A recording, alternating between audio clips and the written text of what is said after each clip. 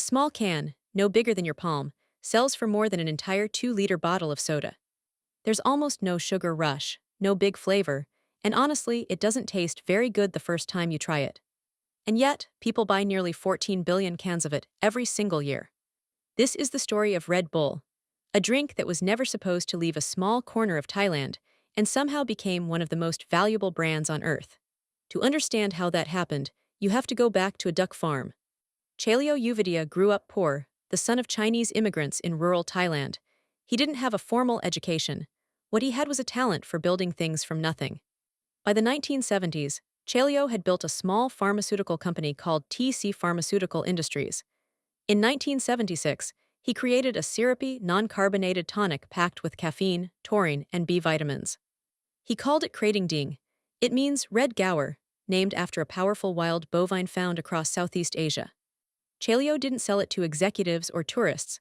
He sold it to truck drivers, farmers, and factory workers, the people running on the least sleep and the longest hours. He handed out samples at Thai boxing matches, and word of mouth did the rest. Within Thailand, it became a working-class staple. It could have stayed a regional product forever. Then, in 1982, an exhausted Austrian businessman landed in Bangkok. Dietrich Mateschitz was a marketing executive for Blendex, a German toothpaste company. He traveled constantly, and like most long-haul travelers, he showed up in Thailand jet-lagged and running on empty. A local colleague handed him a small brown bottle of Krating Ding. His jet lag disappeared almost instantly. Most people would have shrugged and moved on. Mateschitz didn't. He tracked down Chaleo Uvidya and made him an offer, build a partnership, and turn this Thai tonic into a Western product. In 1984, they formed Red Bull GmbH. Each man put in $500,000 of his own savings. Chaleo and Mateschitz each took 49% of the company, with the remaining 2% going to Chaleo's son, Chalerm. Mateschitz would run day-to-day operations. It was a strange bet. Mateschitz had no product ready for Europe, no regulatory approval, and no existing market for an energy drink. That category simply didn't exist yet in the West. So for 3 years, his team reworked the formula. They carbonated it, cut back the sweetness, and redesigned it for European tastes. They kept the 2 charging bowls and the rising sun on the logo, and gave it a new name. In April of 1987, Red Bull launched in Austria. Here's where the real innovation happened. Mateschitz didn't market Red Bull like a drink. He didn't try to compete with Coca-Cola or Pepsi on price or taste.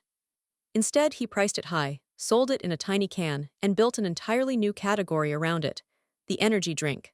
His philosophy was simple: if a market doesn't exist, you create it. Rather than buying traditional TV ads, Red Bull seeded the product. They gave free cases to college students, put cans in the hands of nightclub bartenders, and sponsored the extreme sports nobody else wanted to touch. Red Bull wasn't selling a taste. It was selling energy, adrenaline, and an identity. The strategy worked. Hungary became the first foreign market in 1992. Germany and the UK followed soon after. By 1997, Red Bull had crossed the Atlantic into the United States. Then came a move that changed how the entire world saw the brand. In 2004, Red Bull bought the struggling Jaguar Formula One team for just $1, taking on roughly $400 million in obligations along with it. They renamed it Red Bull Racing. Within a few years, that once failing team was winning world championships. By this point, Red Bull wasn't really behaving like a beverage company anymore.